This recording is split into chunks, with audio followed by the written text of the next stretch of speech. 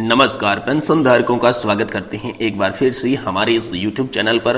दोस्तों, पेंशन धारकों के लिए इस समय की बहुत ही बड़ी खुशखबरी निकलकर सामने आ चुकी है। जी हां दोस्तों, कैबिनेट बैठक से आप सभी के लिए बड़े फैसले सामने निकलकर आ चुके हैं। केंद्रीय मंत्रिमंडल के साथ केंद्रीय कैबिनेट बैठक ने पीएम मोदी, वित्त मंत्री निर्मला सीतारमण, छात्र मंत्री भूपेंद्र यादव, अन्य केंद्रीय मंत्रियों के साथ कैबिनेट बैठक में आप सभी EPS 95 पेंशन धारकों के लिए यहाँ पर बड़ा फैसला किया गया है, जिसमें आप सभी को सुप्रीम कोर्ट का जो अंतिम ऐलान था उस ऐलान के साथ साथ 7500 प्लस DA को लेकर बड़ी खबर निकलकर सामने आ चुकी है। साथ ही दोस्तों, आप सभी के लिए न्यू पेंशन हैक की लिस्ट भी जारी कर दी जा चुकी है। आप सभी को किस तारीख से इस पेंशन लिस्ट के आधार पर पेंशन दी जाएगी, इसके बारे में भी बात करेंगे। साथ ही साथ दोस्तों, आप सभी को बता दें कि सरकार की तरफ से हाल ही में बड़े अपडेट जारी किए गए हैं। हाल ही में सरकार की तरफ से बड़े ऐलान जारी किए गए हैं और ये ऐलान 2023 के एंड में होने वाले विधानसभा चुनाव और 2024 का लोकसभा चुनाव को देखते किए गए हैं। तो दोस्तों, आखिर पेंशन धारकों को 2024 के लोकसभा चुनाव से पहले क्या बड़ी खुशखबरी पीएम मोदी की सरकार दे सकती है। साथ ही साथ जो EPFO का सर्कुलर आया था, जिस सर्कुलर के आधार पर आप सभी को 7500 प्लस DA पेंशन देने का वादा किया गया था, तो आखिर 7500 प्लस DA पेंशन कब मिलेगी। वहीं दोस्तों, आप सभी की जो एक्चुअल बेसिक सैलरी 15,000 रुपए की लिमिट जी तो सुप्रीम कोर्ट ने जो खत्म कर दी थी, तो उस लिमिट सीमा को खत्म करने के बाद 25,000 रुपए प्रति माह सैलरी कमाने वाले लोगों को आखिर में 12,500 रुपए की पेंशन कैसे मिलेगी, इसके बारे में भी बात करेंगे। साथ ही साथ दोस्तों, आज की पेंशन से जुड़ी तमाम छोटी बड़ी खबरों को आज की इस वीडियो में हम कवर करने वाले हैं। इसलिए दोस्तों, आपसे निवेदन है कि अगर आप EPS 95 पेंशन धारक हैं तो दोस्तों, आज के इस वीडियो को आप लास्ट तक देखें। आप सभी के लिए बहुत ही बड़ी खुशखबरी निकलकर सामने आ चुकी है। पेंशन बढ़ोतरी के लिए जो तारीख है वो 100% जारी कर दी जा चुकी है। आप सभी को सैलरी की 50% तक पेंशन देने का भी ऐलान था, उसके बारे में भी बड़ी खबर है। वित्त मंत्री का कैबिनेट बैठक से बड़ा ऐलान निकलकर आ चुका है कि आखिर खाते में आपके सभी के पेंशन आना कब से शुरू हो जाएगी। तो दोस्तों, अगर आप पेंशन धारक हैं तो इस वीडियो को लास्ट तक देखें। दोस्तों, अगर आप पेंशन धारक नहीं हैं तो इस वीडियो को अभी से छोड़कर चले जाएं, स्किप करके चले जाएं, क्योंकि ये वीडियो खासकर पेंशन धारकों के लिए बनाया गया है। पेंशन धारकों के लिए इस वीडियो में बहुत ही बड़ी खबर है। साथ ही साथ जो सरकारी कर्मचारियों का 4% DA बढ़ोतरी था और साथ ही साथ जो एरियर था उन्हें दशहरा से पहले दिया जाएगा, इसको लेकर भी यहाँ पर बड़ी खबर निकल कर आ रही है। इसके बारे में भी हम बात करेंगे। साथ ही जो कर्मचारी, शिक्षक और सहित पेंशन धारक की जो राहत है उसके लिए बकाया वेतन का भुगतान किया जाएगा और एरियर के जो खाते में 52,000 रुपए हैं वो भी दोस्तों ट्रांसफर किए जाएंगे। इसको लेकर बड़ी खबर है। तो चलिए दोस्तों, हम एक एक खबर को विस्तार से इस वीडियो में जानते हैं। तो चलिए खबरों का सिलसिला बिना किसी देरी के शुरू करते हैं। दोस्तों, सबसे पहले बात करते हैं कैबिनेट बैठक में आप सभी के लिए क्या बड़े फैसले लिए गए। जी हाँ दोस्तों, केंद्रीय मंत्रिमंडल की कैबिनेट बैठक में आप सभी के लिए पेंशन से रिलेटेड बहुत सारी चर्चाएं की गई। पेंशन से रिलेटेड चर्चाओं में मुख्य मुद्दा था 7500 प्लस DA पेंशन और इसी के साथ साथ स्वास्थ्य सेवाओं को लेकर मुख्य जोर यहाँ पर कैबिनेट की बैठक में दिया गया। जिसके बाद यहाँ पर कैबिनेट में छात्र मंत्री भूपेंद्र यादव ने चिकित्सा सुविधा को लेकर ऐलान किया था कि आयुष्मान भारत योजना के तहत जिन पेंशन धारकों को जोड़ा गया है और अभी तक कोई लाभ नहीं मिल पाया है, उन्हें एक अलग से पेंशन के लिए योजना बनाई जाएगी, जिसके तहत ओनली फॉर पेंशन धारकों को ही चिकित्सा सुविधा बेहतर कैसे बनाई जाए, इसके लिए यहाँ पर उन सभी को ऐलान किया जाएगा और इससे 68 लाख पेंशन धारकों को लाभ दिया जाएगा। ऐसा केंद्रीय मंत्रिमंडल की बैठक में ऐलान किया गया है। लेकिन ये लागू कब से किया जाएगा आप सभी के लिए, इसके बारे में कोई स्पष्टीकरण यहाँ पर मंत्रिमंडल की बैठक से लागू होकर नहीं आया है। वहीं दोस्तों, बात करें आप सभी के लिए वित्त मंत्री की ओर से क्या बड़ा ऐलान किया गया, तो वित्त मंत्री ने कहा था कि जब हमने EPS 95 पेंशन धारकों के लिए NPS की समीक्षा के लिए जो कमेटी गठित की थी, 3 सदस्यों की जो कमेटी गठित की है, उस कमेटी की आधी रिपोर्ट यानी कि 50% काम पूरा हो चुका है और इसके आधार पर देखा जाए तो ज्यादातर लोग जो है वो EPS की तरफ जाना चाहते हैं। लेकिन NPS के अंदर हम 40 से 45% की अगर पेंशन प्रोवाइड करवा देते हैं तो दोस्तों, यहाँ पर आप सभी को देखने को मिलेगा कि ज्यादातर जो लोग OPS में जा रहे थे वो NPS का रुख करते हुए नजर आ रहे हैं, जिसमें पेंशन धारकों को नियमित पेंशन चाहिए, चाहे उन्हें पेंशन कितनी मिले, लेकिन ये फिक्स होना चाहिए कि रिटायरमेंट होने के बाद आखिर कर्मचारी और पेंशन धारकों को कितनी पेंशन मिलनी चाहिए।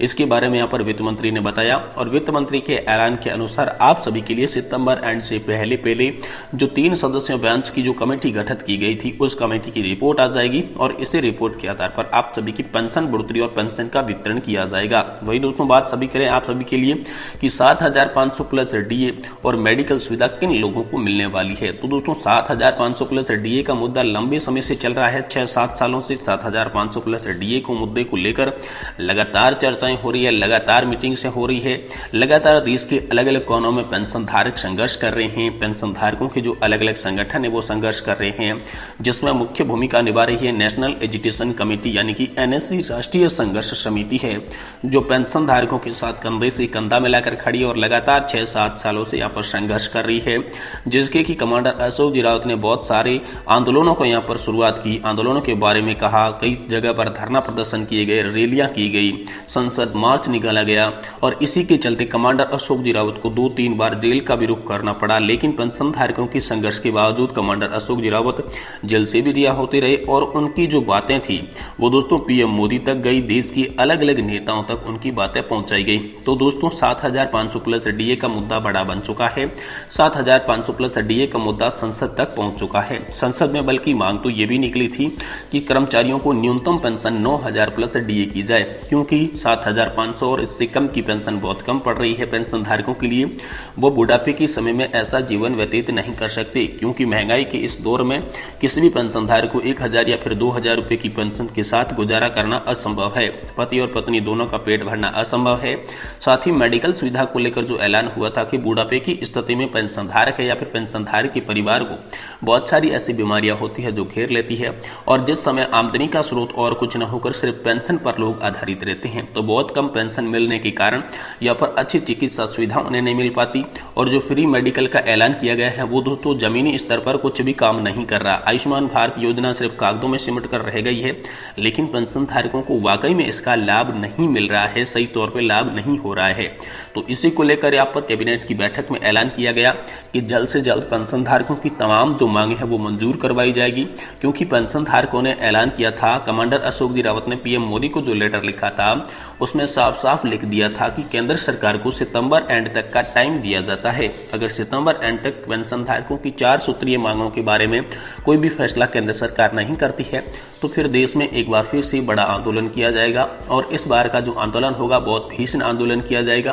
पेंशन धारकों ने कह दिया था कि पेंशन धारक बुजुर्ग हैं, वो और किसी का नुकसान नहीं करेंगे लेकिन खुद का इतना नुकसान कर देंगे कि सरकार सोचने पर भी मजबूर हो जाएगी। साथ ही साथ यहाँ पर आप सभी के लिए एक बड़ी खबर ये भी निकल कर आ रही है कि जो कमांडर अशोक जी रावत ने ऐलान किया था आंदोलन का, लेकिन आंदोलन के बाद उन्होंने ये भी कह दिया था कि अगर आंदोलन से भी पेंशन धारकों की बात नहीं बनी तो पेंशन धारक देश में अंदर 2023 के लास्ट में जो चुनाव होने वाले हैं विधानसभाओं के और साथ ही साथ लोकसभा का जो चुनाव होने वाला है, उस लोकसभा के चुनाव के अंदर सरकार को उसका असली रूप दिखाएंगे, पेंशन धारकों की ताकत दिखाएंगे। क्योंकि यहाँ पर 68 लाख जो पेंशन धारक है और 1 करोड़ से भी ज्यादा जो केंद्रीय कर्मचारी है, तकरीबन यहाँ पर 2 करोड़ की संख्या कर्मचारी और पेंशन धारकों की हो जाती है।